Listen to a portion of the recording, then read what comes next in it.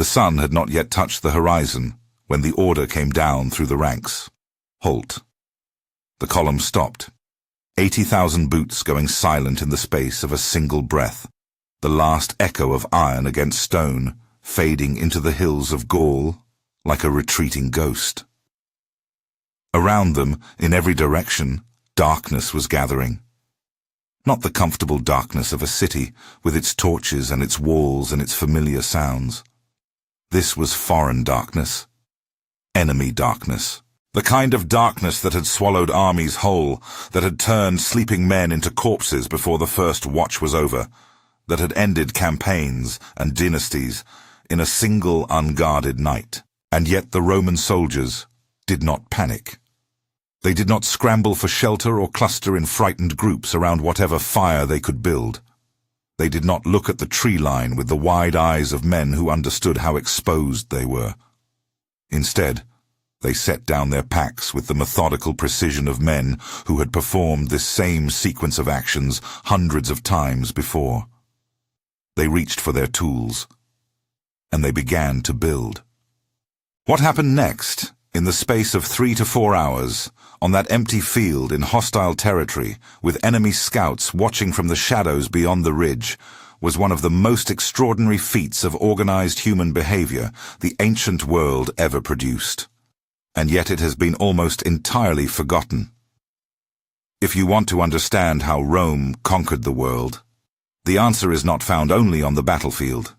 It is found in the dark. It is found in the hours between sunset and sunrise, in the leather tents and the perimeter ditches and the rotating watches and the brutal, uncompromising discipline that turned sleep itself into a weapon of war. Subscribe, because what you are about to hear is the story history almost never tells. To understand what the Roman army did every single night for months, at a stretch across 3 continents and dozens of campaigns, you first have to understand the problem they were solving. Sleep is the most dangerous thing a soldier does. Not combat, not the march. Sleep. A man asleep cannot hear the footsteps coming through the grass. He cannot feel the blade until it is already inside him. He cannot raise the alarm or organize a defense or even die fighting. He is simply a body at rest, utterly dependent on the vigilance of others, exposed to every threat the darkness carries. Every army in history has known this. Most of them managed it badly. They posted irregular guards, built fires that announced their position to anyone within miles, and hoped that exhaustion would carry them through to morning without catastrophe. It rarely worked. Night attacks, ambushes on sleeping camps, the silent slaughter of unguarded positions. These were not exceptional events in ancient warfare. They were standard tactical options, deployed routinely against armies that had not solved the problem of sleep. Rome solved it. Not partially, not approximately, not with the kind of improvised solutions that collapse under pressure. Rome solved it with engineering, with psychology, with a system so complete and so rigorously enforced that the Roman marching camp became, in effect, a portable city that the army carried with it and rebuilt from scratch every single evening, regardless of terrain, regardless of weather, regardless of how exhausted the men were after a full day's march with 40 kilograms of kit on their backs. The solution began, not at sunset, but at noon.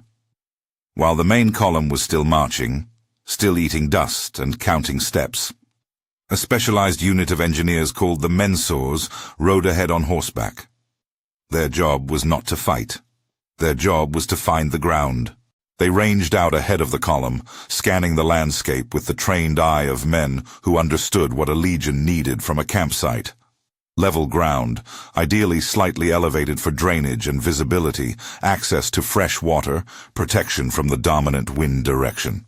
When they found the right location, they did not simply note it and ride back. They began marking it out immediately, driving stakes into the earth, stretching measuring ropes, laying out with colored flags the precise geometry of a camp that did not yet exist. By the time the first exhausted legionaries arrived at the site, the blueprint was already there on the ground, visible and unambiguous.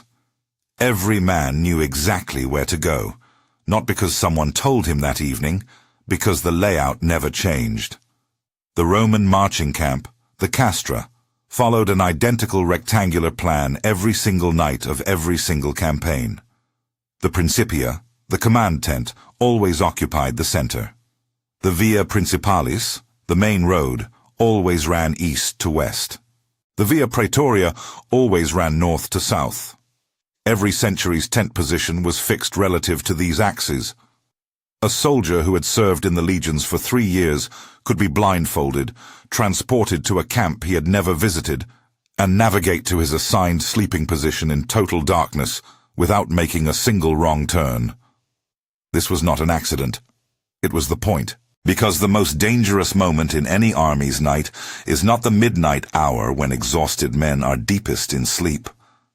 It is the first hour after arrival, when thousands of tired soldiers are trying to make decisions about where to put their equipment and where to sleep and where the latrines are and who is responsible for the fire. In that first chaotic hour, armies are most vulnerable. The Romans eliminated the chaos entirely. Every question had a pre-existing answer. Every soldier had a pre-assigned place. The cognitive load of arriving at camp after 30 kilometers of marching was reduced, by design, to nearly zero. Drop your pack, pick up your tool, get to work. And the work came first. Always the work. Before a single tent was erected, before a single fire was lit, before anyone sat down or ate or thought about sleep, the perimeter had to be built. This was not a suggestion.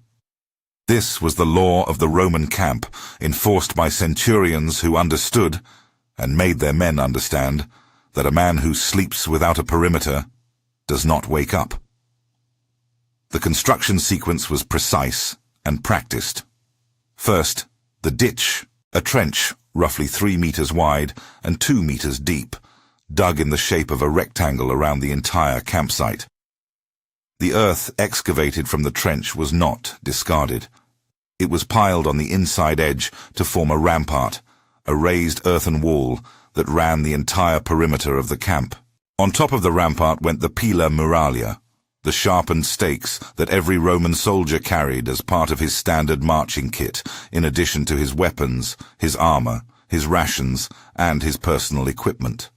These stakes, 2 of them per man, were notched to interlock with each other when planted, forming a continuous spiked barrier across the top of the rampart that no attacker could cross quickly or quietly. The entire fortification, ditch, rampart, stakes, could be completed by a trained legion in under 3 hours.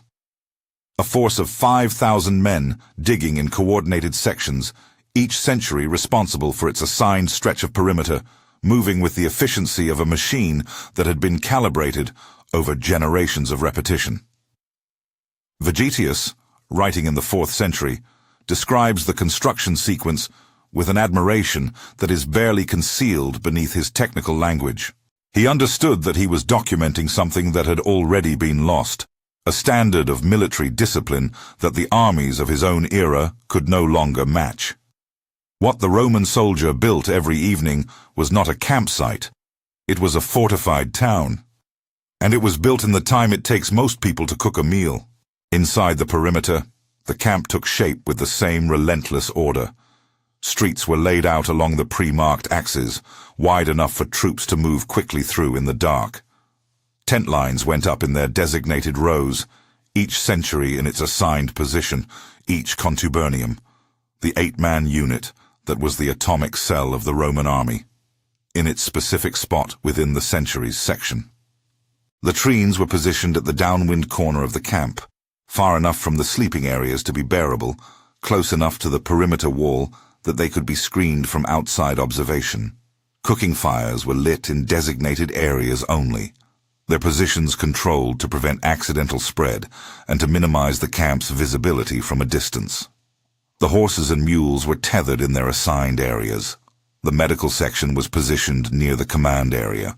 The granary, the food supply that the army carried with it and guarded as jealously as it guarded its eagle standard, was stored in a fixed location within the camp that every soldier could find in darkness.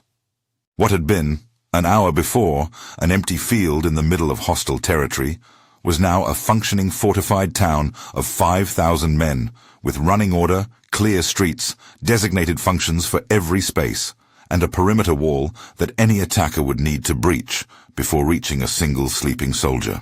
The tent itself was a masterpiece of practical Roman engineering. The papilio, the butterfly, as the soldiers called it, perhaps because of the way the leather flaps spread when the tent pegs were driven in, was made from the hides of calfskin. 10 calves per tent, their skins cured, stitched together with waterproofed seams, treated with oil and tallow to resist the rain that fell on Roman armies in Britain and Gaul, with a persistence that the sunny Mediterranean had not prepared them for. The tent weighed approximately 40 kilograms. It was heavy. It was also nearly indestructible under field conditions. Canvas rots. Canvas tears in wind. Canvas loses its waterproofing after a season of hard use and leaves 8 men lying in a puddle at 3 in the morning. Leather, properly maintained, survives. The Romans chose leather deliberately, as they chose everything deliberately, after long centuries of learning what actually worked when the temperature dropped and the rain came sideways and the enemy was somewhere out in the dark. Each tent housed 8 men. The contubernium. 8 men who shared everything. They marched in the same section of the column. They ate from the same cooking pot. They drew their rations from the same allocation. They trained together, drilled together, were punished together for each other's failures. And they slept together, on straw-filled mattresses or animal hides laid on the ground of a tent that gave each of them barely enough room to turn over. This proximity was not merely logistical. It was the foundation of the most important psychological mechanism in the Roman military system. A soldier does not fight for an empire in the abstract. He does not die for a map or a policy or a general he has met twice. He fights for the 7 men who are sleeping on either side of him, whose breathing he knows by sound, whose habits he finds irritating, and whose courage he finds reassuring. The contubernium was the basic unit of Roman military loyalty, forged in the shared misery of the march and the shared vulnerability of sleep. Inside the tent, space was organized with the same military precision that governed every other aspect of camp life. Equipment was stored at the entrance. Shields, spears, armor, and heavy kit were never brought into the sleeping area. This was not simply tidiness. It was tactical calculation. The sleeping area was kept clear so that 8 men could move from horizontal to armed and outside in seconds if the alarm sounded. A soldier who has to search for his weapon in the dark while the camp is under attack is a soldier who contributes nothing to the defense. A soldier who can roll upright, reach the entrance, grab his equipment, and be moving toward the perimeter in under 30 seconds is a force multiplier in a crisis. The tent layout was designed around that 30-second requirement. Warmth was managed collectively. 8 men in a sealed leather tent generate substantial body heat, and the Romans understood this the way they understood everything about human bodies, practically, empirically, without sentiment. In the campaigns of northern Gaul, in the damp cold of Britain, in the freezing winters of the Rhine frontier, Roman soldiers survived nights that should have been lethal by the simple physics of 8 bodies packed close together under wool cloaks in a leather enclosure. The archaeological evidence from Vindolanda, the fort on Hadrian's Wall in northern Britain, includes letters from soldiers requesting additional wool socks and warm undergarments from home. They were cold. They acknowledged being cold. But they were managing, because the system had been designed to keep them managing. But the tent and the perimeter were only 2 parts of the system. The third part, the part that made everything else work, the part that separated the Roman army from every other fighting force of the ancient world, was the watch. The night was divided into 4 watches, the vigiliae, each lasting approximately 3 hours. Every soldier in the camp served 1 watch per night. This meant roughly 3 hours of guard duty and, in theory, 6 hours of potential sleep. The watches rotated through the units on a schedule calculated to distribute the burden equitably, so that no century carried a disproportionate share of the night's vigilance. This rotation was not informal. It was documented, enforced, and monitored with the same bureaucratic precision that the Romans brought to taxation and road construction and the administration of an empire spanning 3 continents. The officer of the watch received at the beginning of his shift a wooden tablet, the tessera, inscribed with that night's watchword. This tablet was passed from guard post to guard post throughout the night, each guard receiving it, confirming the watchword, and passing it on to the next post. At the end of each watch, the tablets were collected at the command tent and inspected. If a tablet was missing, if a guard post could not produce the correct watchword when the collection came around, the investigation began immediately and without mercy. Something had failed. Either the guard was asleep, or the post had been compromised, or there was a breakdown in the chain of passing that indicated a problem in the perimeter.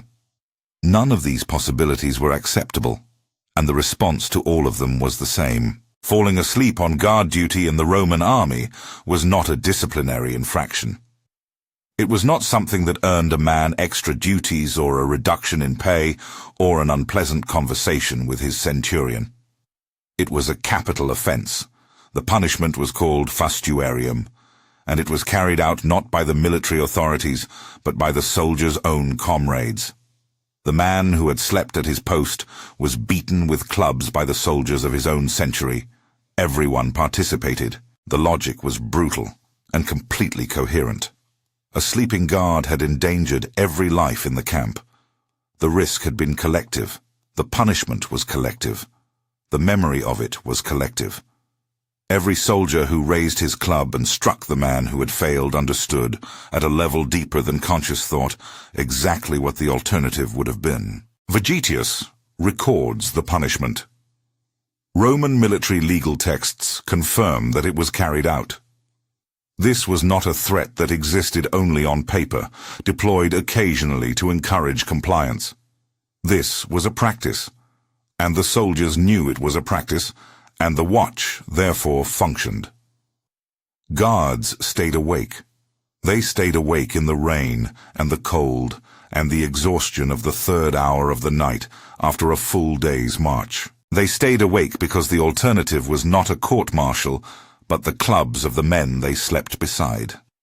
And this is where everything changes. This is the detail most history books skip entirely, the mechanism that made the Roman military system not just impressive, but genuinely unprecedented in the ancient world.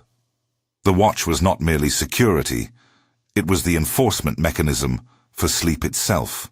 By guaranteeing that the perimeter was continuously, reliably, wakefully manned throughout the night, the Roman army gave every soldier inside that perimeter something that no other ancient army could offer its men, the ability to sleep without fear.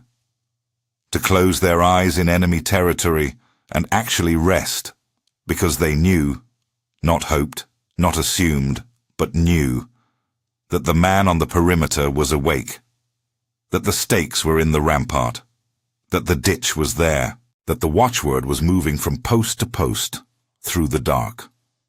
An army that sleeps in fear does not recover.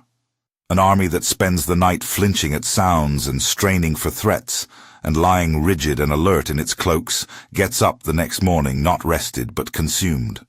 It marches less distance, fights with less precision, makes worse decisions under pressure, and suffers more casualties than an army that slept. The Romans understood this. They understood it at the level of institutional policy, encoded into the design of the castra and the tessera system and the punishment for sleeping guards. They had done the calculation, probably not in numbers, but in the accumulated wisdom of centuries of campaigning, and they knew the answer. Sleep was not a vulnerability to be managed. Sleep was a resource to be protected, and the entire apparatus of the Roman marching camp existed to protect it. The hierarchy of sleep within the camp reflected the hierarchy of the army itself, with a precision that left nothing to chance. At the summit, The legate, the legion's commanding officer, slept in the praetorium, the command structure at the center of the camp. This was not simply a larger tent. It was a building, insofar as the word building could apply to something assembled from poles and leather and guy ropes in under an hour. It had separate compartments. The legate had a private sleeping space. His staff had their own area. Documents, maps, dispatches and valuables were stored here under permanent guard. The praetorium was the one location in the camp that was never completely dark. A lamp burned through every night, visible through the leather walls, a fixed point of reference in the dark grid of the castra. A permanent guard stood at its entrance. The command did not sleep the way the legionaries slept. The command slept lighter, woke faster, and was never more than a few steps from the information and the authority it needed to respond to any crisis. Centurions occupied the intermediate position between the legate and the common soldier, and their sleeping arrangements reflected this precisely. Each century's centurion had his own small tent at the end of his century's tent line, separate from the 8-man tents, slightly larger, positioned so that he could observe the entire length of his century's section of the camp. The centurion's proximity to his men was not accidental, and it was not sentimental. He was responsible for them at all hours. If his century's section of the perimeter failed during the night, the centurion answered for it personally and immediately. He had the authority and the obligation to move through his section at any hour, checking the guard posts, confirming the watch was running, correcting problems before they became disasters. His vine stick, the vites, the badge of rank that every centurion carried and every soldier recognized, was not ornamental. It was a tool, and the centurions of the Roman army used it freely on men who required correction in the night hours, with an efficiency that the soldiers understood was not cruelty, but calculation. A sleeping guard caught by the centurion was a sleeping guard who did not go to fustuarium. The centurion's intervention was, in this sense, mercy dressed as violence. The contrast with contemporary armies makes the sophistication of the Roman system unmistakable in a way that simple description cannot fully convey. Medieval European armies on campaign slept in whatever arrangement the circumstances allowed. There was no standard camp layout enforced by regulation and drilling. There was no systematic fortification of the overnight position. No organized watch rotation. No tessera system passing through the dark to confirm that every post was manned. Knights and nobles had tents. Common soldiers slept on the ground in the open, wrapped in their cloaks if they had them, pressed against each other for warmth if the night was cold enough. The camp perimeter, if it existed at all, was guarded irregularly by men who had no particular reason to believe that falling asleep would cost them anything more significant than a reprimand. The consequences were entirely predictable and entirely documented. Medieval armies were regularly surprised in camp. Night attacks were a standard tactical option deployed against sleeping forces, not because commanders were particularly creative, but because sleeping medieval forces were genuinely vulnerable, genuinely unable to respond to a sudden assault with the speed and organization required to survive it. The sack of a camp in the night hours was not unusual in medieval warfare. It was expected. Armies built their strategic calculations around the assumption that an enemy camp at night was a target worth striking. Roman camps were almost never successfully attacked at night. The record of Roman military history across 5 centuries of intensive campaigning in environments ranging from the Scottish Highlands to the Mesopotamian desert contains remarkably few instances of a properly constructed marching camp being overrun in darkness. The combination of the perimeter ditch and rampart, the spiked stakes, the organized watch system with its tessera conformation, the standardized layout that allowed any soldier to move through the camp and reach the perimeter in complete darkness, and the collective punishment for any failure in the watch. These elements together created a fortification that was genuinely, materially difficult to breach without warning. A small Roman force in a properly constructed castra could hold off a substantially larger enemy until dawn, when the advantage of surprise was gone and the Romans' organizational superiority could reassert itself. Julius Caesar writes about the marching camp system in his account of the Gallic Wars with a pride that he does not bother to conceal. He notes that his legions could complete a fortified camp faster than the Gauls could organize a response to their arrival. The camp was not simply shelter, it was a tactical asset, a mobile fortress that the army carried with it not as physical materials, but as institutional knowledge, the knowledge of the mensores who rode ahead to select the ground, the knowledge of the centurions who supervised the construction, the knowledge of every legionary who had driven his Pila Muralia stakes into 100 ramparts and could drive them into the 101st without being told how. The morning sequence was as precise as the evening construction and equally revealing of the system's underlying logic. The camp did not wake gradually. The camp woke to a trumpet signal, the classicum, and the sequence was fixed. First signal, rise and prepare. Men stirred in their leather tents, rolled their sleeping gear, began the process of armoring. Second signal, strike tents and pack equipment. The leather papillones came down, were rolled with practiced speed, loaded onto the pack mules that traveled with each century. The latrines were closed. The cooking areas were doused. The sharpened stakes of the Pila Muralia were pulled from the rampart and loaded back onto soldiers' packs, because they would be needed again that evening, and Roman logistics did not waste materials that could be reused. Third signal, fall in for the march. From first trumpet to marching column, a practiced Roman legion could be moving in under 2 hours. The perimeter ditch was not filled in. Filling it would have taken too long and served no strategic purpose. The Romans were not generally concerned with leaving behind comfortable ground for an enemy to camp on. But everything above ground was removed. The camp that had been a fortified town the previous evening, complete with streets and tent lines and cooking fires and guard posts and a functioning administrative center, was reduced to an empty rectangular field with a ditch in its outline within 2 hours of the morning trumpet. Nothing wasted. Nothing left to betray the army's numbers or intentions to whoever came to examine the ground after they had gone. The castra was dismantled as efficiently as it was built, because efficiency was not a preference in the Roman army. It was a requirement.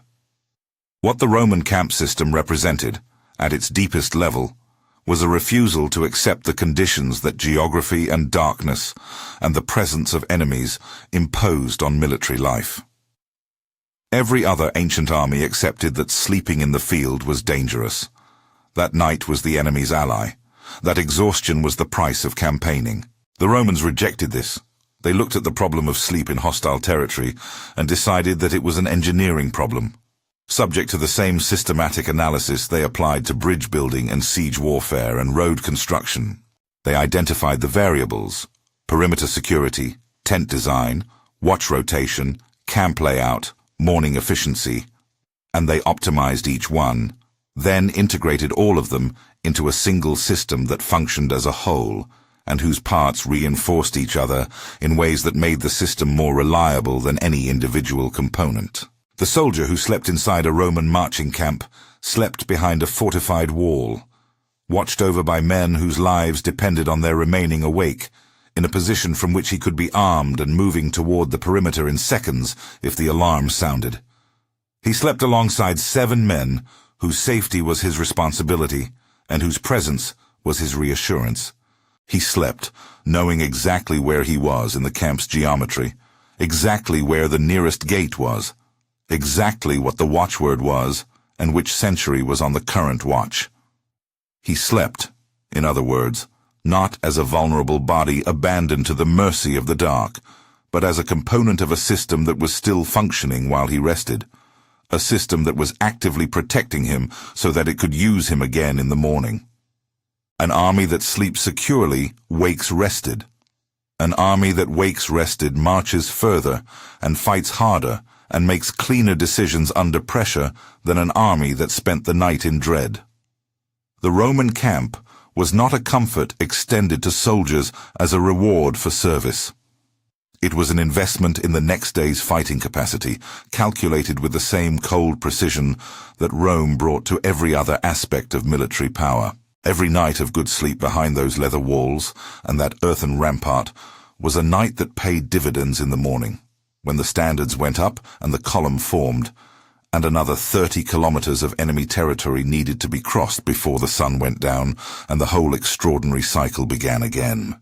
This is how Rome moved across the world, not only with the gladius and the pilum and the disciplined ranks of the legion, but with the tessera passing through the dark from post to post, with the centurion moving silently along the tent line in the third watch, vine stick in hand, listening for anything that should not be there, with 50,000 men sleeping in the middle of a continent that had not consented to their presence, sleeping deeply and waking ready, because they had built the walls that made sleep possible before they allowed themselves to close their eyes. History remembers the battles. It forgets the camps. But the camps are where Rome was made, rebuilt from scratch, every single night, in the dark, in enemy territory, with the stakes of the Pila Muralia pressed into foreign soil, like a declaration that this ground, for tonight, belonged to Rome. History remembers monuments. It forgets whispers.